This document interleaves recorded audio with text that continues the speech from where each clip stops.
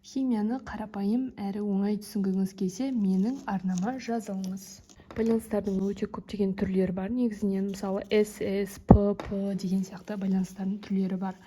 Мысалы біз өзімізге белгілі қарапайым H2-ні алатын болсақ, бұл H2-ның арасындағы байланыс бұл SS байланыс болып табылады. Яғни өйткені сутек бізде S элементі. Бұны кеңістікте осылай бейнелеуге болады. Мінекей шарлар бір-бірімен бүркескен кезде ортасында байланыс түзіледі. Яғни бұл SS байланыс. Сонымен қатар мынандай фтор атомын алатын болсақ, фтор атомы бұл PP байланыс болып табылады. Өйткені олардың жағы пішіндері, кеңістіктегі пішіндері осындай арасында бүркесу орын алады. Міне осы жер бүркескен жерде бізде байланыс орын алады екен. Яғни осы фтор 2 молекуласы үшін осындай байланыстар, қарапайым байланыстар болып табылады.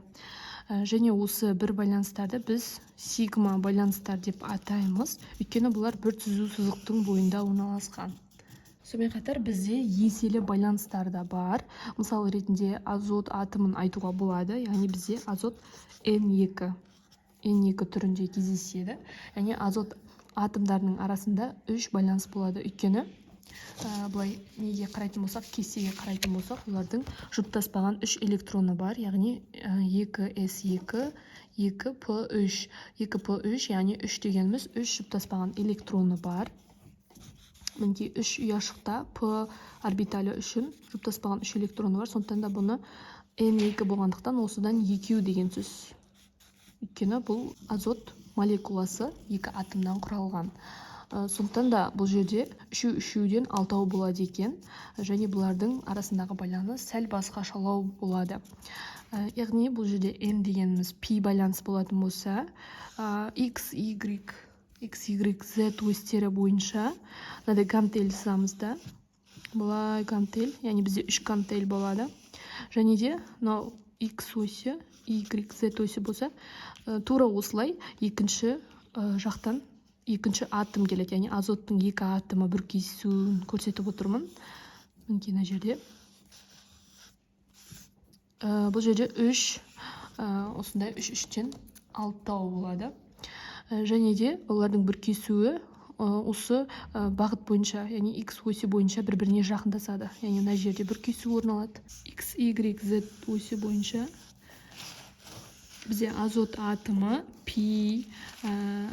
P элементі, олардың пішіні гантель болады. Осындай. Және екінші N2 болғандықтан осындайдың тағы біреу суретін салатын боламыз.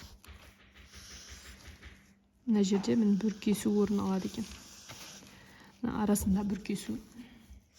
Тура осы сурет сияқты саламыз. Мынау X осі, Y, Z осі деп айтатын болсақ, мына жерде 3 байланыстың бар екендігін көруге болады. Яғни N арасында 3 байланыс бар. Бұл дегеніміз сигма байланыс, P байланыс. Сигма байланыс дегеніміз бағана айтып өткенімізде, яғни бір түзу сызықтың бойында орналасқан бүркесуі өте осындай анық көруге болады. Бүркескен мына жерде. Бұл сигма байланыс деп айтылады. Сигма байланыс. Бір түзу сызықтың бойында бұл арасында бүркесу орын алып тұр. Ал P байланыс дегеніміз мынау орбитальдардың жақтарымен бүркескенді біз P байланыс деп атайды екенбіз. Яғни орбитальдің 2 шеті арқылы қашықтықта байланысқан байланысты P байланыс деп атаймыз. Және де беріктігіне қарайтын болсақ, әрине бұл жерде сигма байланыс өте берік болып табылады. Өйткені бұлардың бүркесуі өте берік, тығыз орналасқан. Және бұлардың байланысты үзуге өте көп мөлшерде энергия бөлінеді. Яғни бұл жерде P байланыс әлсізірек болады екен. Көбіне мұндай еселі байланыстар органикалық химияда жиі кездеседі. Мысалы, CH2 этилен молекуласында. Мысалы, мына жерде қос байланыс, біреуі міндетті түрде сигма, екіншісі P байланыс болады екен. Егер 3 байланыс болса, біреуі сигма, қалғандары P. Яғни бұл жерде 3 байланыстың біреуі сигма, екеуі P болады екен. Сонымен қатар дельта деген байланыс бар. Дельта. Мен дұрыс сызбаған сияқтымын, дельта байланыс. Дельта байланыс көбіне D орбитальдар арасында болады. Яғни 4 жапырақтар арасында. Мына жерде көріп отырғандарымыздай D байланыстар, яғни бұл жерде дельта байланыстар. мінекей мынау мен мынау байланысқан, мынау мен мынау байланысқан. Мінекей мынау мен мынау байланысқан. Осылай алшақ орналасқан бұлар дельта байланыстар деп айтылады.